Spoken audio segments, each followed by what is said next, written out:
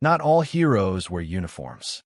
Some just limp toward the light, bleeding and still carrying others in their mouths.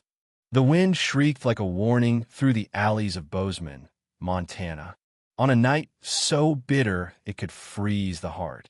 February's fury had turned the mountain town into an icy graveyard of forgotten sidewalks and shuttered windows. Most people were safe, huddled indoors, unaware that a small miracle was already unfolding in the shadows. A large, wounded German shepherd emerged from the whiteout, his coat caked with frost, his paws cracked and bleeding. But his golden brown eyes were fixed on the glow of a kitchen light inside a roadside diner.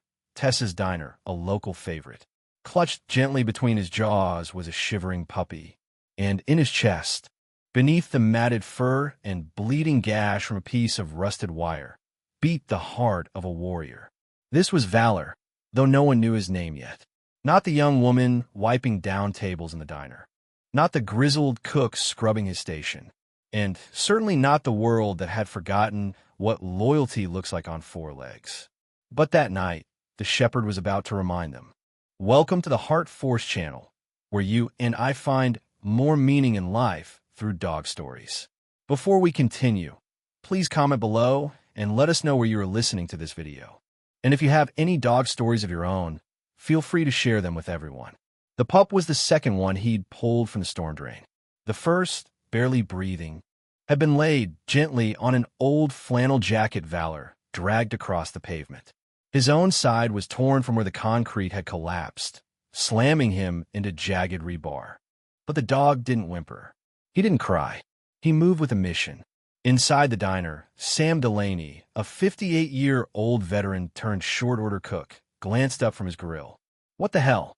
he muttered, spotting the form outside the kitchen window. "Something wrong?" asked Emily Sanders, the 30-something server who'd moved to Bozeman after her divorce, still trying to outrun the shadows of her past. Sam pressed his face to the glass. The German shepherd was sitting perfectly still outside the back door, his body shielding the two pups now curled into a shared shiver under his belly. Blood darkened the snow beneath him. "Jesus, he's hurt. And he's protecting those little ones," Sam said. Emily grabbed her coat without thinking. "We have to help him." "No, wait," Sam warned. "You don't just approach a dog like that. He could be wild, desperate." But the shepherd wasn't snarling. He wasn't barking. He simply looked up at them with eyes that said, "Please." Emily opened the door slowly, crouching to the shepherd's level. "Hey there, big guy, you okay?" Valor didn't move. He only wagged his tail once before gently nudging one of the puppies forward. His eyes never left Emily's. It was a surrender and a request. Sam knelt beside her. "Look at that," he whispered. "He's not just bringing them in, he's choosing to trust us." They carried the pups inside, wrapping them in clean towels. Sam set a bowl of roast beef scraps on the floor. Valor sniffed it, but didn't eat. Instead, he nosed the food toward the puppies first. Emily had tears in her eyes. "He's feeding them first, even though he's starving." That night, they named him Valor because courage isn't always loud. Sometimes it limps in from the cold, bleeding quietly, but refusing to give up. By morning, the story was already spreading across Bozeman. Locals who'd never cared for strays were calling in with offers to help. Sam reached out to Darla Wren, the town's best veterinarian. When she arrived, she gasped at the state of Valor's injuries. "He should be dead," she murmured. "This dog has lost more blood than I believed possible." But he didn't stop, not until those pups were safe. They asked her how old he might be. She examined his teeth and paws. "Maybe 6 or 7, she said. But with that look in his eyes, he's older than that. Seen more than any creature should." She stitched his side and prescribed rest. But Valor had no interest in staying put. Every few hours, he'd rise, even through the pain, to check on the pups. He'd nose their blankets, lick their noses, and make sure they were still breathing. "Like a soldier still guarding his post," Sam said. "Or a father," Emily replied. That night, as Valor dozed under a heat lamp and the pups snored softly beside him, Emily stood at the window watching the snow. Her breath fogged the glass, her fingers clutching the ceramic mug Sam had handed her. You ever feel like you're being called to something bigger? She asked quietly. Sam didn't look at her. I used to. Then I stopped listening. But Valor had listened. He'd answered a call none of them had heard. And in doing so, he'd saved more than just the pups. He was about to save a town and a woman who didn't know they needed saving. Sometimes, it's not the storm outside that breaks you. It's the silence inside when you think no one sees your worth anymore. Emily Sanders had been broken before. She didn't talk about it. Not the bruises, not the shouting. Not the nights she curled up in her bathroom with a rescue, mutt just to feel safe. That was Baton Rouge, and she'd left it all behind 5 years ago. At least, that's what she told herself. But now, standing in the dim light of Tess's diner, watching Valor rest in a crate lined with towels, she felt something cracking inside. Not from fear this time, from recognition. This dog knew pain. He wore it the way soldiers wear scars, without complaint, without apology. And something in that silent dignity pulled her in like a lighthouse through fog. Valor wasn't healing as quickly as expected. Darla, the vet, visited every day, bringing antibiotics and checking the pups, who Emily had named Hope and Whiskey.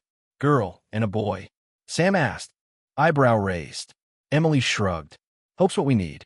Whiskey's what gets us through when Hope doesn't show up. Sam grunted. Sounds like a country song.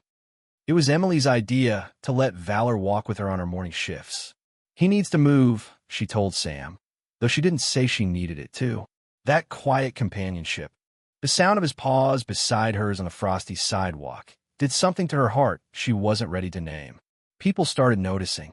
An old woman sitting on the stoop outside, Midnight Joe's pawn, called out one morning, "That dog saved those pups, didn't he?" Emily nodded. "He looks like he's seen war," the woman whispered.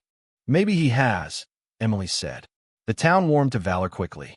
Donations of kibble and puppy formula arrived by the bag. Sam installed a small fenced area behind the diner so the dogs could stretch their legs. A chalkboard near the register kept a running tally. Valor's recovery fund, $1,327 and a box of squeaky toys. But not everyone was happy. One night, a white SUV idled behind the dumpster. Sam, locking up, noticed the glow of a cigarette inside. "You lost?" he asked, tapping on the window. The man rolled it down. Expensive jacket, sunglasses at night, southern drawl like oil on water. "Just admiring the new mascot," the man said, nodding toward the back of the diner, where Valor's kennel glowed softly in the window. "He's not for sale." "Oh, I know," the man said. "But not everything's about money, friend. Sometimes it's about control." Sam's fist tightened. "You've got 5 seconds." The man smiled. "Tell your girl to stop asking questions about where that dog came from." He pulled away, tires crunching snow, leaving behind a whiff of cologne and unease. Emily hadn't told Sam she'd posted Valor's picture to a few online forums about lost German Shepherds. She hadn't mentioned the email she got from a woman in Spokane who said the dog looked like her late husband's retired canine, stolen from her property during a suspicious break-in. He was called Bullet, but he always answered to Valor when my husband used to talk to him. The email read, "If that's him, please let me know. And be careful. They don't want him found." Emily hadn't replied. Not yet. On a particularly cold night, Emily woke from a nightmare. Baton Rouge. Screaming. Her ex's fist through drywall. She stumbled to the back of the diner in her slippers, needing to check on Valor. He was awake, sitting silently, watching her. She sank down beside the crate and whispered, "You ever think you were just born to be broken?" Valor shifted forward, pressing his head into her lap.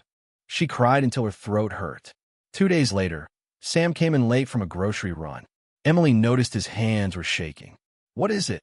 "Dog tags," he said, pulling a bent set from his coat pocket. "Found him in the alley behind the diner. Name scratched off. But look." He handed her the second tag. On it, engraved in tiny block letters, K9 Valor. Bozeman PD, retired. Emily stared at it. Someone tossed it behind the dumpster, like they didn't want us to know. Darla confirmed it. The faint tattoo behind Valor's left ear matched the department's retired K9 registry. He'd been discharged after a shoulder injury, expected to be adopted by his handler. But the handler died in a traffic accident 6 months ago. His widow had filed a missing pet report. Then her house was mysteriously broken into. Valor was gone. They took him, Emily whispered. Someone wanted him gone. Sam folded his arms. You thinking what I'm thinking? Emily nodded. This dog didn't just rescue puppies. He escaped something, and someone wants him back. The next night, the SUV returned. But this time, they weren't just watching. They were waiting. The thing about loyalty is, if you try to buy it, you'll never understand it. It was just after midnight when the power went out.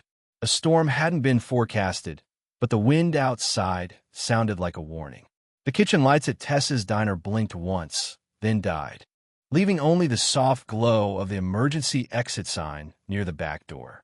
Emily sat upright on the cot she'd started keeping in the staff room, her heart pounding. Valor was already awake. She could hear his low growl through the door, quiet, steady, a sound more warning than threat. Protective. Sam burst in, holding a flashlight and his old service pistol. Generator's not responding. You smell that? Emily sniffed. Burnt copper, faint smoke. Someone cut the line. They hurried to the back, where Valor was already on his feet, standing like a soldier between the door and the pup's kennel. The low, rumbling growl never stopped. Then came a knock. 3 sharp taps. Not friendly. Sam stepped forward, gun raised. Back off. From outside, the same slick voice as before drifted through the door. I told you not to ask questions. That dog doesn't belong to you. You're sheltering stolen property. He's not property. Emily snapped. He's family. No answer. Just footsteps retreating. Then tires squealing. Then silence. The cops came an hour later. They were polite, but not hopeful. No cameras. No license plate. No fingerprints. They're pros, the officer said, and they want the dog. But Valor wasn't shaken. As the sun rose, he licked hope and whiskey clean, then sat near the window with the quiet authority of a guardian watching over his post.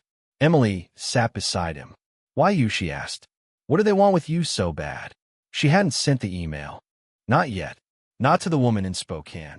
But now she couldn't stop thinking about it. At noon, Darla showed up with a man in uniform.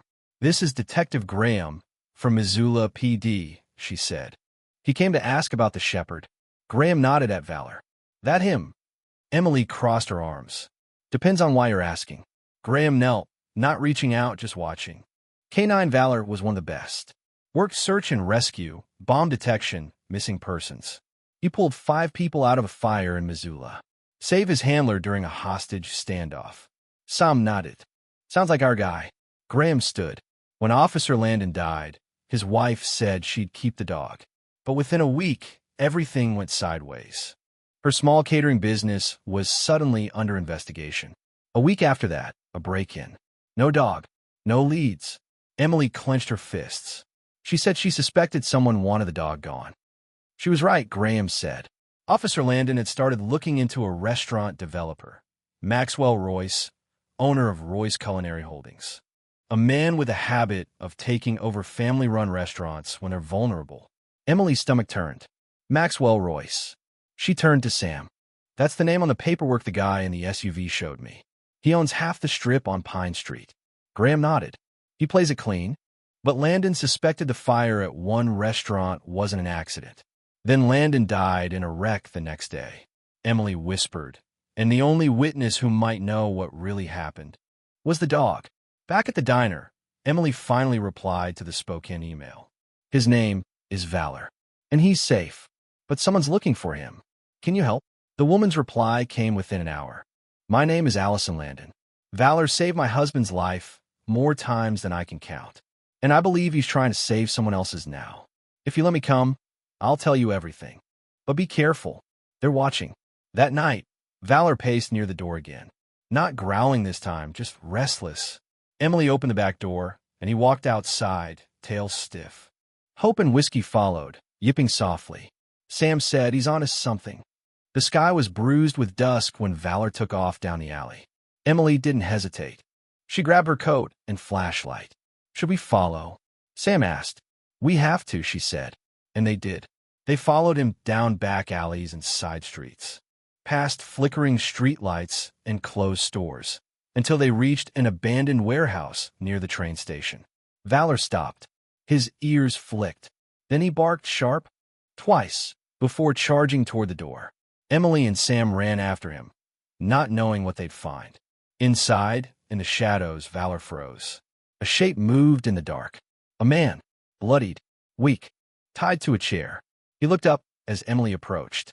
"My name's Travis McLean," he gasped. "I used to run Travis's smokehouse. Royce took everything, but I found proof. They took me before I could show anyone." But his eyes locked on Valor. "He came back for me. I knew he would." Emily fell to her knees. "He followed Valor here," Sam whispered. "He wasn't pacing. He was leading." Back at the diner, Travis lay recovering, guarded by Valor and his pups. Emily held a flash drive Travis had passed her before blacking out. "Everything's on here," he'd whispered. "Financial records, payoffs, real estate schemes. Royce burned my place. Same guy who came for you." Sam poured them both a drink. "We have enough now." Emily looked at Valor. "You ready to go to war again, soldier?" The shepherd didn't move. He didn't need to. When a system fails to listen, it's the voices of the forgotten, human and canine, that rise the loudest. The storm outside wasn't snow this time. It was truth, and it was coming fast. Emily stared at the flash drive in her hand like it was a live wire. Inside that small piece of plastic was everything. Forged signatures, insurance fraud, bribed inspectors, false inspection reports. Roy's Culinary Holdings wasn't just acquiring restaurants. It was orchestrating their downfall. And now, thanks to a bleeding man and a brave shepherd, the evidence was finally out. "We take this public," Sam said, arms crossed. "Tonight." Emily looked at him. "We'll get sued. Let him try. We got a town. And a dog. And a damn good reason." Word spread like wildfire through Bozeman. By morning, Channel 4 News had the story. By noon, it was trending nationwide. Retired K9 helps uncover restaurant crime ring. Photos of Valor, tail raised, pups flanking him like furry lieutenants, hit social media like a tidal wave. Donations flooded in. Letters, messages, even art from school children. But it was Allison Landon's arrival that turned attention into outrage. She walked into Tess's diner wearing a long wool coat, her face pale but determined. In her hand, she held a folder. "This is my husband's file," she told Detective Graham. "Everything he collected before his car accident." Emily hugged her before she could finish speaking. "Thank you," Allison whispered, "for taking care of him." Valor rose to his feet and walked to her slowly, tail swaying low. He pressed his head against her hip, and she knelt beside him, tears sliding down her cheeks. "You never stop protecting people," she whispered into his fur. Sam wiped his eyes discreetly with a napkin. "Someone cut your husband's brakes. We're going to prove it." The town rallied harder than Emily had ever seen. Restaurant owners, long silenced by fear, stepped forward. Some had been threatened. Others had their reputations ruined. But now they had a leader, even if he walked on four legs. A community board was quickly formed. They called themselves Valor's Pact. They held a press conference on the steps of City Hall. Sam spoke first, in a suit so stiff it looked like it hurt. "I've seen war. I've seen betrayal. But I've never seen bravery like this dog showed. Not just once, but every damn day." Next was Allison. "They took my husband, tried to erase him, and they would have gotten away with it, if not for Valor." Then Emily took the mic. "You want to see loyalty? Look into that dog's eyes. He didn't need a badge or a leash or a command. He made a choice. He came back for the helpless, and he led us to the truth." Behind her, Hope barked once, as if punctuating the speech. Whiskey peed on the lawn. The crowd laughed and cheered anyway. But Royce wasn't going down without a fight. His lawyers filed a cease and desist order, claiming defamation, trespassing, and theft of proprietary data. Emily stared at the papers. "He's suing the dog?" "Technically," Sam said, "he's suing everyone but the dog." Allison looked at the document and laughed bitterly. "That's what cowards do when truth scares them." Graham shook his head. "Doesn't matter. Between the flash drive, your husband's folder, and the witness statements, Royce is finished. We just need one more thing." Sam raised an eyebrow. "What?" "A testimony from someone who worked inside his company." Someone he hasn't threatened into silence yet. They didn't have to wait long. A man named Clay Jensen, a junior accountant, walked into the diner 2 days later. Nervous, sweating, shaking. "I'm done lying," he said. "I kept quiet because I have a daughter. But I saw what he did to Valor. I saw what he did to Allison's husband. And if a dog's brave enough to take a hit for someone else, I can be too." He handed over a binder. Bank records, transaction logs, internal emails. Sam Wieselt. "It's over." "No," Emily said. "Now it begins." The next morning, federal agents raided Royce's corporate offices. He was arrested while boarding his private jet in Billings. Charges: racketeering, insurance fraud, obstruction of justice, attempted murder. The headlines wrote themselves. Dog of Valor brings down culinary crime king. Hero shepherd saves town from fraud empire. Justice's 4 legs and 2 puppies. But for Emily, Sam, and Allison, it wasn't about headlines. It was about healing. The diner expanded its mission. Tess's Diner became Valor House, a restaurant and non-profit culinary school for survivors. Veterans, single moms, former inmates, people who had every reason to give up but didn't. Valor became their symbol. Hope and Whiskey became certified therapy dogs. And Emily? She found her voice again. One crisp evening, as a fire crackled in the pit outside the restaurant, Emily sat beside Sam and Allison. Valor lay stretched out. Hope and Whiskey curled beside him. "You think he knows?" Emily asked quietly. Sam nodded. "He knows." Allison smiled. He never needed anyone to give him a command. He already had a mission. Valor lifted his head at that moment, ears twitching at the sound of distant laughter from the community dinner happening just inside. Then he laid his head back down, content. Heroes don't always return to glory. Sometimes they stay behind to make sure the broken remember how to stand. It had been a year since Valor limped out of the snowstorm with 2 shivering pups cradled in his jaw and a wound that should have stopped any ordinary animal. But Valor was never ordinary. Bozeman, once just a quiet speck on Montana's rugged map, had become something else entirely. Valor House wasn't just a restaurant anymore. It was a revolution wrapped in warmth, plated with grace. It was a place where people with nowhere left to turn found new beginnings. The walls inside bore stories now. Photographs of alumni from the culinary program, clippings of front-page headlines, framed letters from veterans and survivors who'd eaten their first warm meal there after years of hunger. At the center of every photograph, every memory, was the dog who'd asked for nothing and given everything. Valor. But even legends grow old. It began slowly. Shorter walks, less appetite, moments when Valor stared at the wall just a little too long. Dr. Darla confirmed what everyone feared. "His heart's strong," she said gently, "but his time is getting short." No one said it aloud, but they all felt it, that pressure in the chest that comes when you know you're living inside a goodbye. Emily sat with him more often now, her hand always resting on his back. Hope and Whiskey, now grown, never strayed more than a few feet from him. When he moved, they moved. When he slept, they curled around him like shadows made of loyalty. One night, Emily found a box on her porch. Inside was a single leather collar. Notad, just one word etched into the inside lining. Worthy. There was no note, just a sense of something finishing. They planned a ceremony, not a funeral. Not yet, just a celebration. A living tribute to the dog who had changed them all. It was held on the lawn outside Valor House. Tables were lined with dishes from the graduates of their culinary school. Lanterns hung from tree branches, glowing gold in the twilight. Children painted paw prints on wooden hearts. A local musician played soft folk tunes. Sam wore his old military uniform, shoulders straighter than they'd been in years. Emily read aloud Valor's story, her voice steady until the last paragraph. When it broke just a little, Valor lay near the fire pit, his head on his paws, watching everything with those same steady, knowing eyes. When the crowd parted, he stood. Slowly, carefully. He walked to the front of the yard, looked out at the faces, many of whom he'd never met, and barked once. Strong, sharp, as if to say, "Don't forget." The next morning, he didn't get up. Hope whined. Whiskey pawed at his shoulder. Emily came running. He was still warm, still breathing, but just barely.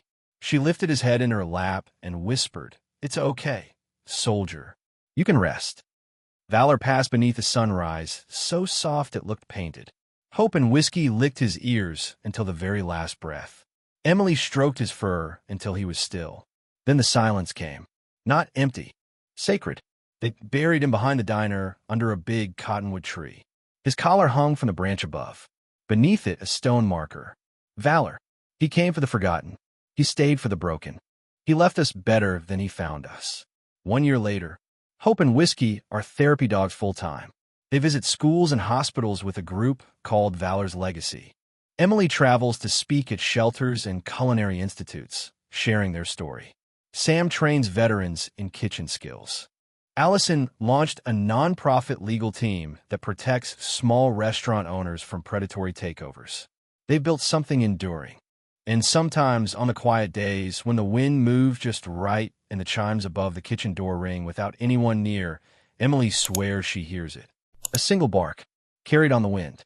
A reminder that once a dog walked into a diner bleeding and changed everything. Valor's story isn't just about a heroic dog. It's about what happens when one act of loyalty sparks a chain reaction of healing. Through his pain, Valor showed us that strength isn't in how loudly we bark, but in who we choose to protect when we're hurt. We all carry wounds, but in community, in connection, we find our purpose again. Just like Valor carried those puppies, we can carry each other. Sometimes, the rescuers aren't the ones with capes. Sometimes, they're the ones limping in from the cold with hearts that never stopped loving. If this story touched your heart, let us know in the comments below. Have you ever known a dog like Valor? Share your own stories of resilience and hope. And don't forget to subscribe to the HeartForce channel, where every week we remind you that love always finds a way.